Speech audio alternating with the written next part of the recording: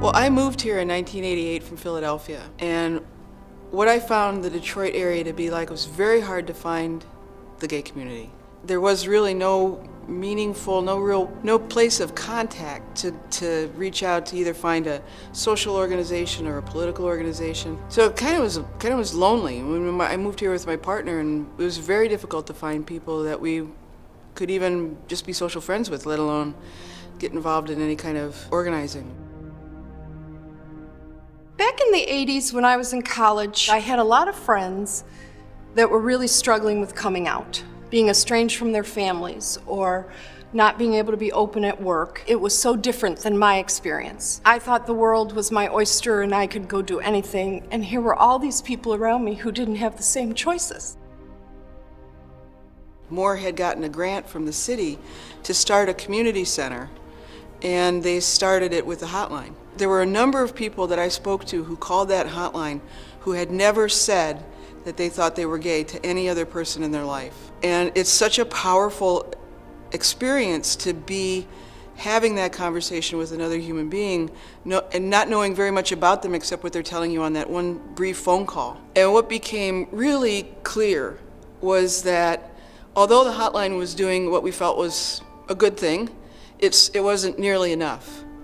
And what needed to happen was these people needed a place to go. And so the first thing that we did was we started a coming out group. That initial training group is what became the first initial group of people that started Affirmations.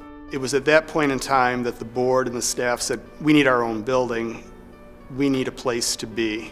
I became involved because it was a chance to make a difference. It was a chance to impact lives. I actually came out in 1969, or rather, I should say, I was outed. It was the worst year of my life.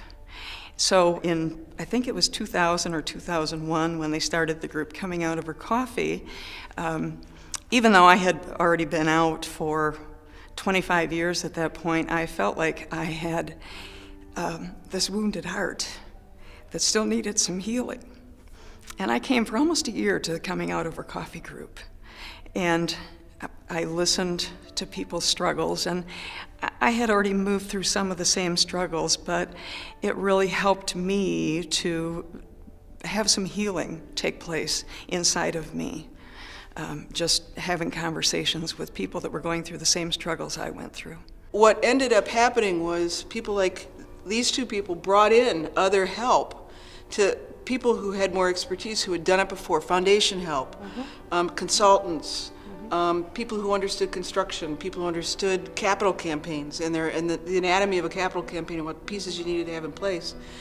And the whole level of conversation kept getting higher and higher as we understood the scope of the project more and what we actually needed to do.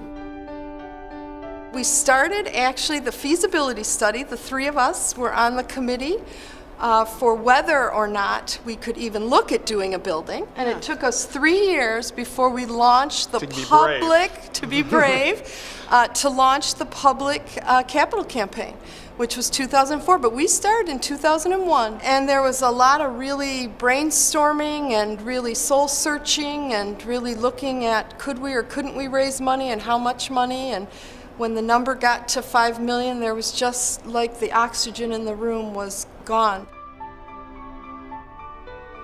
There was some issue with the board needing to vote whether we were going to or not going to. Right, if we would even talk to the press, because it was outing the center, and if we were outing the center, were we inadvertently outing people? That was a huge discussion, and it was also at the time I remember being asked by you to put my name on the letterhead.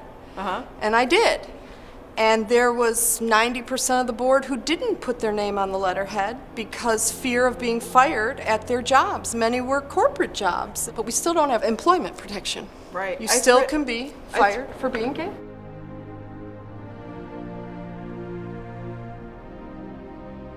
These issues aren't done. We're not finished.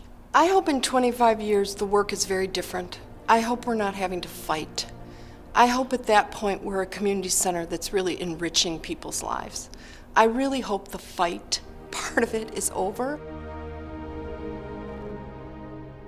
Watching the trial and hearing what was happening with the daily testimony, and it was so clear that our side's arguments were so well crafted and so well presented by such reputable people, and the other side just wasn't.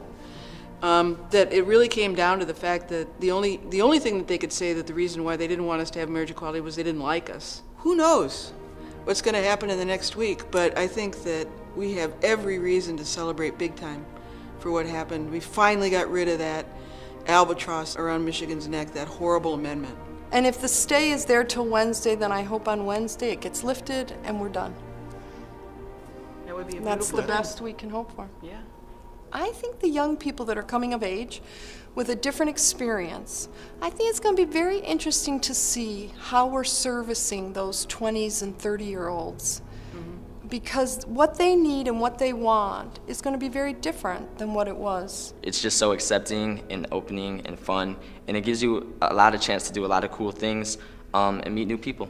If I didn't have a place like Affirmations, where would I go? I can't really think of a place where I would go because here it's different and you can't really find a different place like this. I'm comfortable here.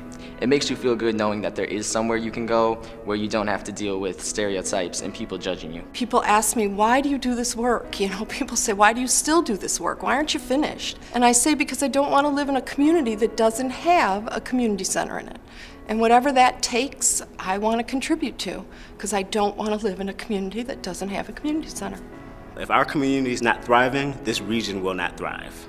If we're going to be a world-class city, then there needs to be a certain amount of cultural competency, acceptance related to sexual orientation and gender identity. I would like for us just to be considered Michiganders and not LGBTQ Michiganders. There's a lot of people that are curious about sexual orientation and gender identity, but they don't understand what it means, how it affects their families and their loved ones. And Affirmations is this space that invites everybody in and provides an opportunity for people to learn those insights, allies, as well as the different segments of our LGBT community as well. So it's important for everybody to open themselves up, learn more about how sexual orientation and gender identity affects all families and everybody in our region. And the more at peace and balance we get with it, the better our region will be, and we can really be that world-class city that everybody expects Southeast Michigan and Detroit to be. I would say to the allies in the room that it's important for you to be out as an ally. You are the community's most important spokespeople in some ways today. It's important that you, whether it's in your family or your house of worship or your workplace or your social life, to say, you know, I have friends who are in the lesbian and gay community. I support these people. I think that they deserve the same rights as everyone else, because until allies speak up, the voice isn't going to be loud enough to make change. I think what's remarkable about this space today is that it's visible. It's windows everywhere, and a lot of people used to say at the old building, well, you could kind of sneak in the back, and if you were coming out, maybe people wouldn't notice you coming in. But the LGBTQ movement, I think, had progressed by this point in time where we could have a full glass set of windows at the front of our building and glass at the back of our building and not be afraid anymore. I started to see myself, instead of a member of the GLBT population, I became a member of the GLBT community. And I started to feel like I had a big family here. Coming to Affirmations, if you've never been here before, it really is a feeling that you can't describe, and it's definitely a life-changing experience. Thank you. Thank you. Thank you. Thank you. You've impacted lives, you've changed lives, you've made a remarkable difference. Susan and I have been together 20 years. We've been married 9. 25 years with Michael. It's a lifetime. It's a lifetime. I'm the straight chick and I only got 15 years with my guys.